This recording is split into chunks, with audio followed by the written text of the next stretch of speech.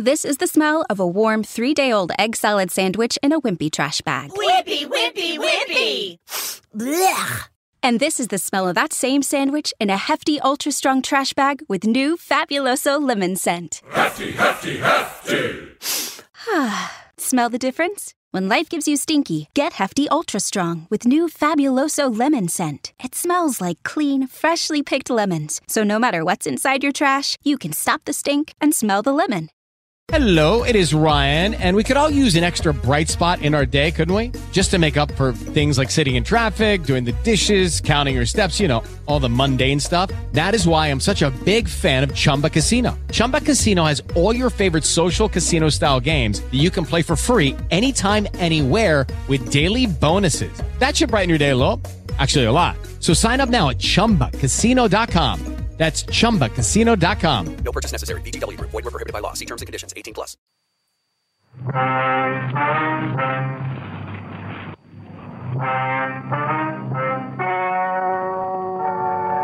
Ladies and gentlemen, the story you are about to hear is true.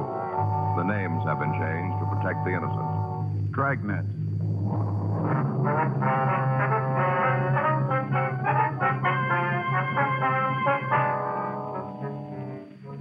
You're a detective sergeant. You're assigned to robbery detail. For the past 10 days, a gunman has been terrorizing the downtown area of your city. You know he's armed and dangerous. Your job? Stop him.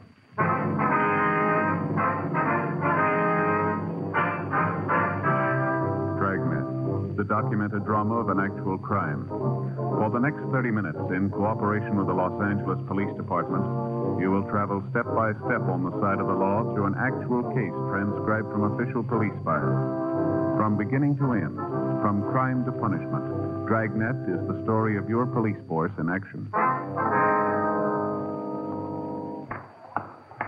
It was Tuesday, October 5th. It was raining in Los Angeles. We were working the night watch out of robbery detail. My partner's Frank Smith. The boss is Chief of Detective Stat Brown. My name's Friday. I was on my way back from Metropolitan Division. It was 7:56 p.m. when I got to the City Hall. Robbery squad room. Hey, buddy, you didn't have to make a special trip in to bring the tie. Well, I might have forgot it tomorrow and left it in the car again. Here you are. Oh, thanks. Hey, the card's still in the box, you want? No. Hey, look at this. Real pretty. Go good with my brown suit. Real silk, too, huh? Mm-hmm. That's a pretty clever idea, putting a name on a tie like that. Don't you think? Yeah. Yeah, I used to do the same thing with ink and paper when I was a kid. You know, put a gob of ink on the paper and then fold it over. Mm-hmm. I got some pretty weird-looking pictures. This name business makes a nice, neat tie pattern, don't you think, Joe? Yeah, if you don't mind the switch. On the name, you mean? Yeah. No. Unless you're looking for it, you wouldn't know it said Joe Friday. Here, take a look. See? This is how it's going to be when I'm wearing it. It's kind of hard to see. Yeah, well, as long as you're satisfied, you're the one who's going to wear it. Well, sure. Looks great to me. Of course, if you're going to turn your head sideways and read it, then you can see it says Joe Friday, but I don't think people are going to go to all that trouble. You think so? No, I don't think so. Did you talk Stoner? Yeah, says they'll meet us later. All right, better get going, huh? Yeah. Want to get your coat? It's coming down pretty hard out there. Right. You think it'll keep the suspect inside? I don't know. It isn't going to work for us. Hot shot, I got it.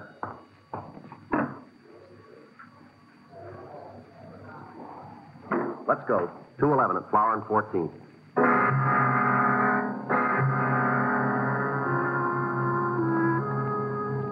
Frank and I left the office and drove out to the address. It was a small neighborhood liquor store. In spite of the heavy rain, a large crowd had already gathered in front of the place. We parked our car and tried to get into the store. Let us through here, folks, please. Now, stop pushing. There's no reason to give you a special pass. Police officer, let us through. Oh, I'm sorry, I didn't know. It's all right. Let us through here. I've been around, seen a lot of tough guys, but there was something wrong with this fellow. Back there, Joe. No. You call the ambulance yet? Can't we do something for poor Claude? Don't just let him lay there. You from downtown? That's right. Friday and Smith Central Robbery. Did you answer the call? Me and my partner. That him outside? That's right. You get a description? It's out. Okay. Ain't anybody going to ask me what happened? Yes, sir. Just a minute, please. Seems all you fellas are interested in is what the guy looked like. Don't nobody want to know what happened? Yes, sir, we do. If you'll wait just a minute, please. No choice. Anything more I can do here? No, not right now. Okay. I'll be outside if you need anything. Right, thanks. All right, sir, you want to tell us? About time. What's that? All this running around and yelling. Wonder you fellas don't catch anybody. Don't slow down long enough for me to tell you what happened. Uh-huh. You want to go ahead? Worst thing I ever saw in my whole life. Most terrible. Yes, sir. Were you alone in the store when the shooting occurred? No. Well, who else was there? Claude, Anita, and me. Claude's the victim, is that right? Yeah. That's him there. Yes, sir. Don't you think somebody ought to do something for him? Seems like the ambulance ought to be here. Well, he's dead, sir. Claude? That's right. You've got to catch the fellow who done this. Most brutal thing I ever saw. No reason for any of it. That guy was off his rocker. You mentioned somebody named Anita. Is she still here? Yeah, in the back room. She wasn't feeling too good. Almost scared her half to death. Went back there to take an aspirin and lay down, scared. I wonder if we could talk to her. You have to? Yes, sir. Okay. I'll go get her. You just wait here. Anita? Anita? It's me, Hanley. Can you come out? Police. They want to talk to you. We don't like to bother you, lady. We'll try to be as brief as possible. It's all right. Would you give us your name? This is Miss Anita Blaine. I'm Hanley Dawson. I don't think you told us your names. Miss Frank Smith. My name's Friday. Hello. How you doing? Is there anything we can get for you, Miss Blaine? No, I'm all right now. All right. Would you tell us what happened? We was back of the counter playing a game of cribbage. You and the victim? Yeah, me and Claude. His full name's Claude Langford. We was there playing the game. Were you in the store at the time? No, I came in later. I'm trying to tell you in the right order. Can't do it if you're going to keep interrupting. All right, you go right ahead. Oh, we were having a good game. Claude was ahead, already made the first turn. Oh, my crib and I really had a good hand. Might have caught him. Yes, sir. We were just about to play the hand when the door opened. Kind of surprising. Why is that? Didn't figure anybody'd be out on a night like this. I see. It was this young kid. All right, go ahead. Come in and ask me where we kept the canned nuts. You know, cashews and almonds. Yes, sir. Pointed it out for him, and he went over to have a look. Mm-hmm. Claude and me started back to the game, but the kid found what he wanted, and he come up to the counter. All right. I got up to wait on him. Handed me a $5 bill for 2 cans of peanuts. Yeah. Opened the register to get change.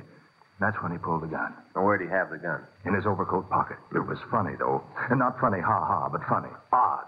You know? How do you mean that? Well, you know how most raincoats have a little slit in the pocket so you can reach into your pants pockets without unbuttoning your raincoat? Yeah, I know what you mean. Well, the kid unbuttoned his coat and reached right through the slit with the gun. Kind of like this. See? See? Yes. Mm-hmm. Now, what did he say when he showed you the gun? Like this. This is a stick-up. Keep your mouth shut and you might not get hurt. Might. That's what he said. Mm-hmm. What happened then? Told both Claude and me to come out from behind the counter. Said for us to lay down on the floor. Yeah. We did like he said, you know. There was just something about that kid, so you had to go his way. Mm-hmm. He made us lay down right there, where Claude is now, on our stomachs. Yeah, what happened then? Went over and took the money out of the cash register. Then he really got sore. I thought he was going to explode. Why, do you know? Wasn't much for him to take, only about $20, $25. Guess he expected more. I see. He come over to where me and Claude were on the floor. Told us to take the money out of our pocket. Stood there with a gun pointed right at us. He was mad. Mm-hmm. He did what he said. You just bet we did. I only had about $6 on me. Gave it right to him, though. Yeah. That's when Anita here come into the store. Just walked in, like a rabbit into a fox's trap. That's right. I didn't have any idea what was going on. Couldn't you see through the door? I guess I should have, but it was raining so hard I didn't take the time. Glass was kind of steamed up, too. Made it tough to look in. I see. Well, what happened when the hold-up man saw you? He told me to keep my mouth shut, not to make a sound, and get down on the floor. Just like us. Mm-hmm. He grabbed my purse and took the wallet out, went through it and took the money. How much was it? Just a couple of dollars. I came over to get a bottle of wine, and I only took what I needed. All right. You want to go on? He started on Claude. Told him to empty his pockets. Yeah. Claude didn't take too kindly to the way this fellow was acting. If he'd just come in and taken the money, it might have been different. But Claude don't like to be shoved around. Yeah. He did like the kid told him, though. Emptied his pockets right out. I see, sir. Well, you'd just figure the man was real sore when he saw how much money he was going to get. Yeah.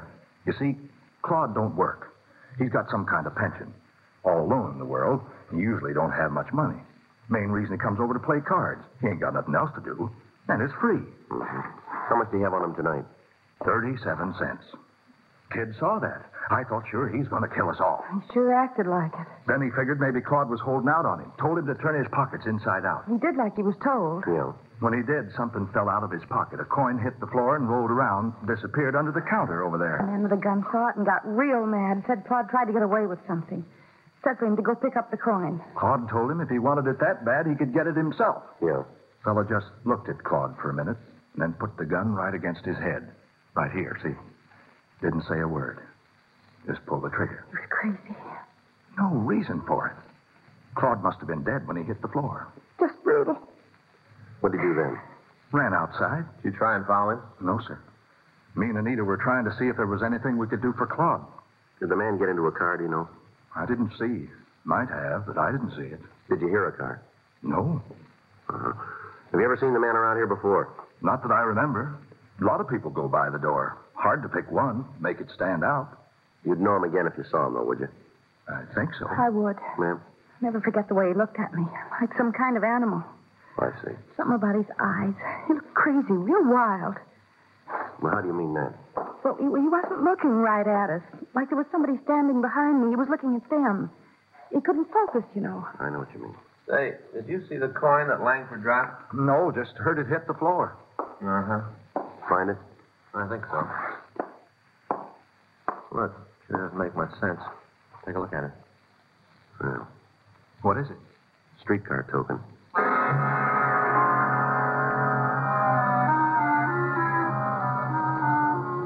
The men from the crime lab arrived and photographed the store. Diagrams were made showing the position of the body, and the premises were checked thoroughly. The victims were taken to the city hall to check the mug book. They were unable to make an identification. A canvass was started to the immediate area in the hope that we might be able to turn up a witness to the shooting. One of the uniformed officers talked to a newsboy who had seen a man run from the liquor store. Frank and I went down to talk to him. Yeah, I saw him. I heard this noise like a backfire, and then this fella come out of the store and started to run down the street. You get a good look at him? No, he went down that way, away from me. You see if he got into a car? No, he ran around the corner. I didn't think a lot about it till after the whole thing was over. Could you describe him for us? No, I just got a look at his back. Nothing about that'd stand out. Uh-huh. You might talk to that girl, though. What girl? Well, when the fella ran out of the store, he almost knocked her down, ran right by her. You know who she is? Not right out. Sure feel like I do. How do you mean? I see her every week. Where's that? Home every Saturday night. What's that? She's on television.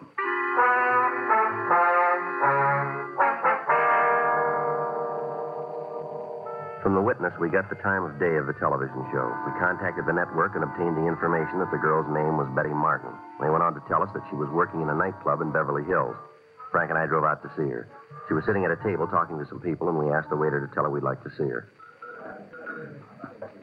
Hello, you want to see me? Yes, ma'am. Would you sit down, please? Thank you. Here, I'll get that chair for you. What can I do for you? We're police officers, Miss Martin. This is Frank Smith. My name's Friday. How do you do? Hello. We understand that you're in the area of 14th and Flower tonight. Is that right? That's right. Why? Well, there was a hold-up and shooting down there. It's possible that you might have seen the man who did it. Well, I don't think so. My manager and I went down there to listen to a group that's playing, but as far as I know, I didn't see anybody else. Oh, excuse me. I'll be right back. If you wait until I'm finished, I'll tell you what I can. Well, it's rather important, Miss Martin. We'll wait. Well, so's my job. I'll do one song, and then I'll be back. Right. Thank you. Excuse me.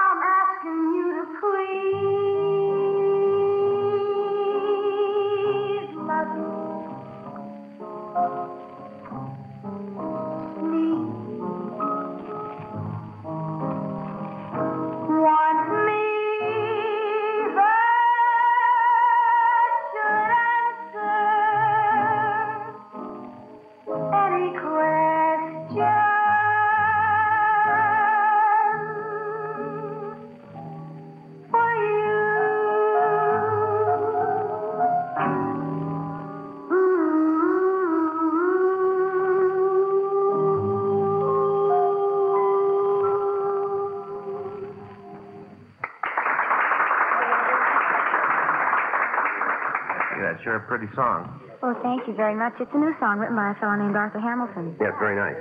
Now, what's this about a man I'm supposed to have seen? Well, we told you there was a shooting at 14th and Flower. Uh-huh. Well, one of the people in the neighborhood recognized you, and he tells us that the suspect ran right by you. Is that right? Gee, I don't remember. Just a minute. Oh, now I remember. Yeah, he ran out of the store, almost knocked me down, didn't even stop to say anything. Did you get a good look at him? Well, he ran into me. Can you tell us anything about him? Well, I'm afraid not. I didn't pay any attention. It's something that happens and you don't think about it, you know. Yes, ma'am. Would you know the man if you saw him again? I don't think so. The whole thing happened so fast. There's nothing about him that you remember. No, unless it was his eyes. Ma'am? Well, his eyes, like he was looking right through you.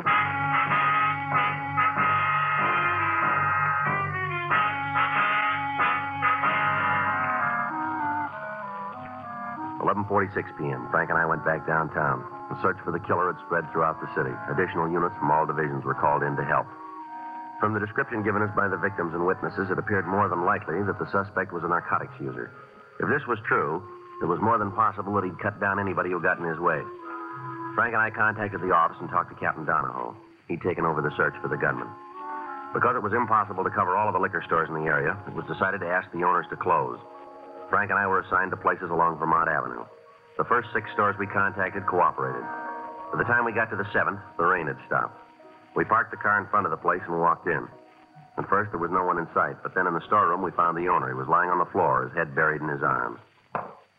You go away. Leave me alone. You all right?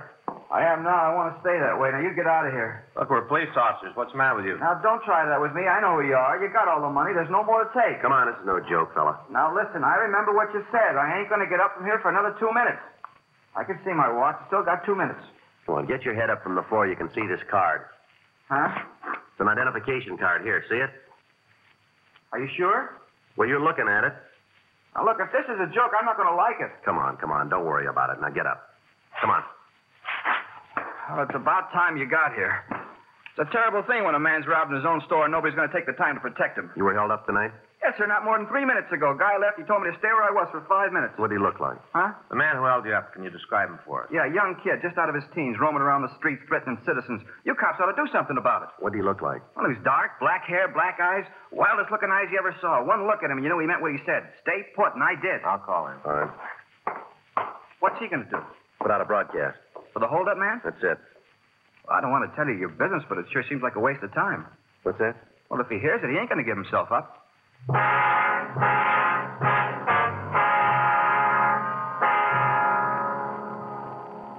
broadcast was put out to all units. From the description given by the victim, we were sure it was the suspect. All of the cars on the perimeter of the search area were drawn in, and the entire vicinity was surrounded. It took a little over 20 minutes to get the cars into position. Frank talked with Captain Donahoe at the corner of Vermont Avenue and Beverly Boulevard. After the meeting, he came back to the car. Well, that does it. Yeah? Area's secure. Were they trying to nail him down? No. We figured to keep the area surrounded, wait till morning, and then move in. You think he's still here? We'll know in 3 hours.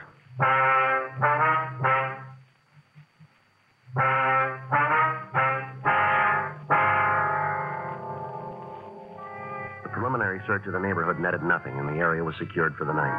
The rain kept up. All officers involved in the operation were kept on duty. At 6:20 a.m., the circle began to tighten. House by house, the space where the killer could be hiding was eliminated. All cars into and out of the area were stopped and searched. 7:15 a.m., the perimeter began to narrow. At 8:46 a.m., a call went out to all units.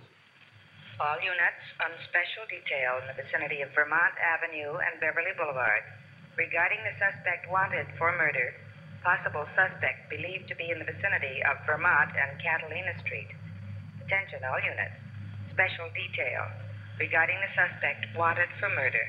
Possible suspect believed to be in the vicinity of Catalina Street and Vermont Avenue. That's us. Yeah. Be a break if it's him. Right. All units on special detail in the vicinity of Vermont Avenue and Beverly Boulevard regarding the suspect wanted for murder.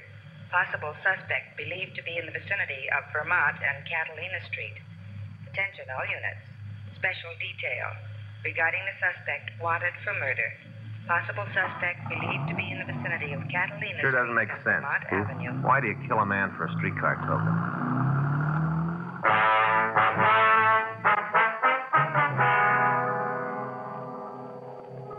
According to the report received by the complaint board, a woman in the vicinity had seen someone run through her backyard.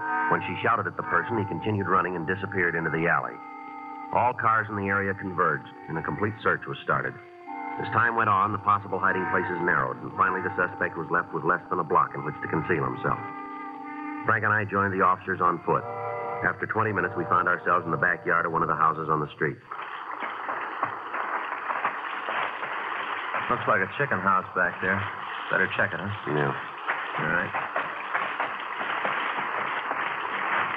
You got it covered? Yeah. Joe. Yeah.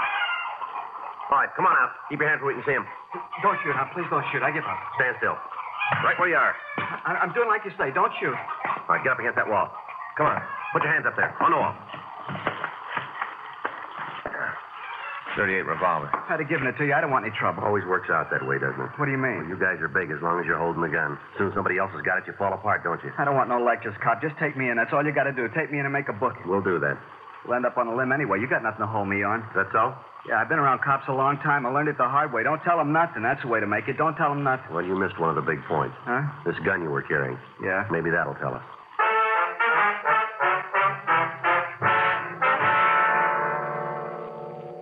The suspect was taken to the city hall. He was mugged and fingerprinted.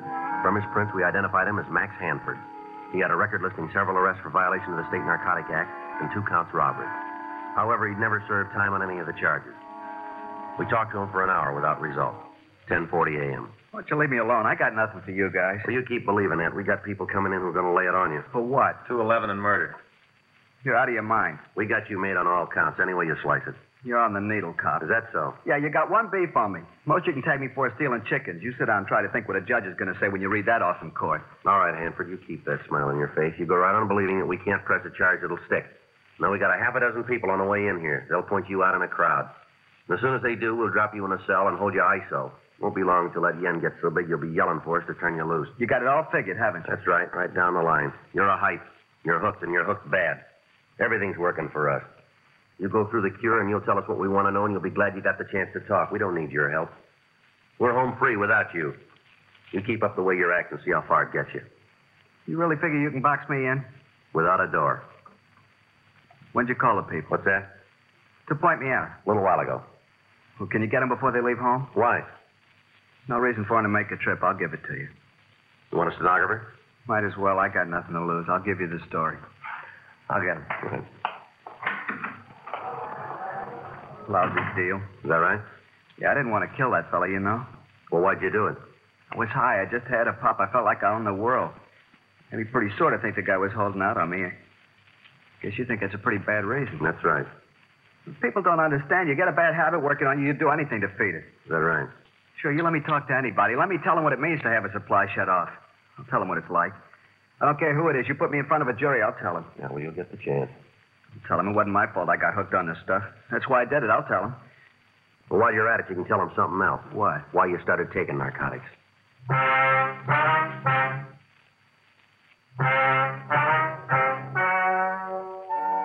The story you have just heard is true. The names were changed to protect the innocent.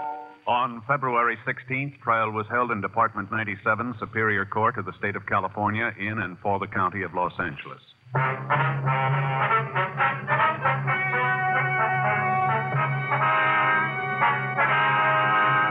Max Gifford Hanford was tried and convicted of murder in the first degree and received sentence as prescribed by law. Because the jury failed to return a recommendation for clemency, he received the maximum sentence and was put to death in the lethal gas chamber at the State Penitentiary, San Quentin, California.